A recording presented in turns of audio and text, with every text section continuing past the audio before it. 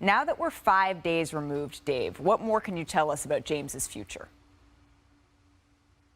Well, Malika, I spoke to a source close to LeBron earlier in the week, and he described it as just a raw time for LeBron. Anytime he has a season that ends where he's not lifting up the Larry O'Brien trophy at the end of it, he has all sorts of thoughts swirl through his head. But I spoke to another source on Thursday who's close to LeBron, and he said that he fully expects LeBron to be back for next year. He said, he's under contract. He's going to fulfill his contract. And so, certainly I believe on Monday night, it was a very real statement he was making. He was considering walking away in that moment, but it sounds like we will see him back with the Lakers next year. So basketball fans can breathe a little sigh of relief here, Dave. But with that being said and that in mind, there are still some decisions that the Lakers are going to have to make this summer. In an article, you outlined it on ESPN.com. Can you just take us through those different scenarios here? Yeah, so basically there's 3 different pathways here, Malika, and they all involve trying to figure out what they're going to do at point guard. D'Angelo Russell really struggled in the Western Conference Finals against the Denver Nuggets. He was benched in Game 4. Prior to that, he did not have the type of production that got them to that point. You offer D'Angelo Russell an extension somewhere in the $18 to $23 million range, depending on the contract length. You pick up the option on Jared Vanderbilt for next year, and you negotiate extensions with both Rui Hachimura and Austin Reeves, who are both restricted free agents. So that's pathway 1. Pathway 2, you let D'Angelo Russell walk. You pick up the options on guys like Malik Beasley, Mo Bamba. That gives you about $27 million of salary to play with. To go after a guy like Kyrie Irving, maybe Fred VanVleet, DeJounte Murray. So that's pathway 2.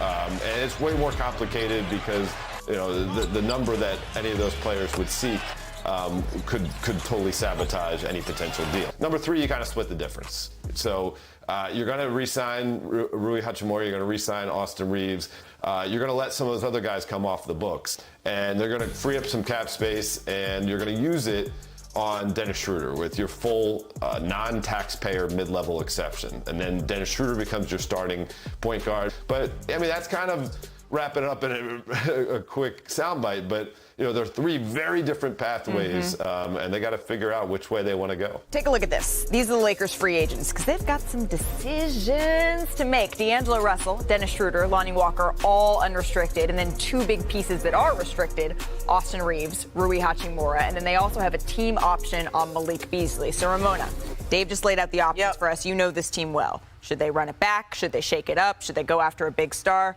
Please help. I mean, I think you have to split the difference here. I think you got to focus on bringing back Austin Reeves and Rui Hachimura. Okay. But the rest of the roster, you can get creative. And I think we've talked about this a lot, but we haven't quite felt the effects of the new collective bargaining agreement.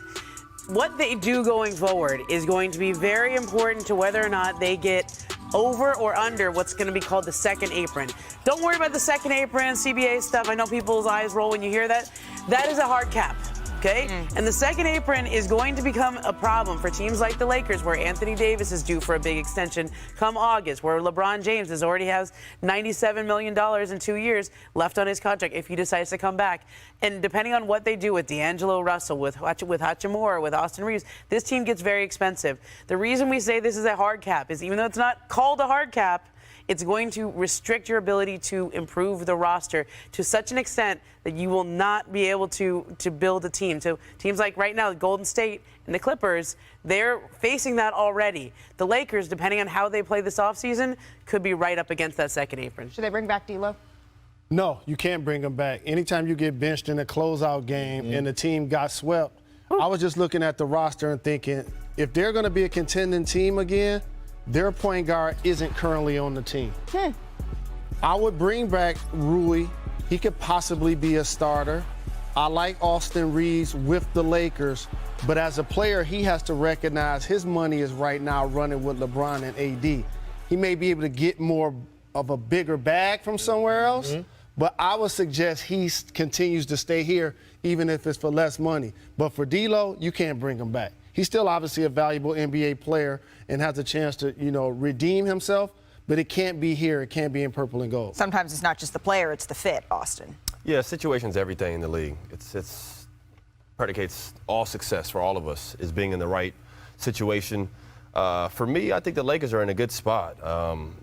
You have LeBron James still showing that he's one of the top players in the world. His last game, he just had 40. I think the big question for them is Anthony Davis. Thank you.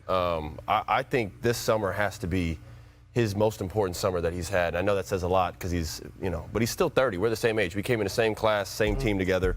I think he still has a lot left in the tank. There's got to be more hunger there. I want him to come back healthy. They have tradable assets. They do have some good role players that they can re-sign. They just went to the conference finals, and they were in the play-in game a couple weeks ago. This year is a success in my book.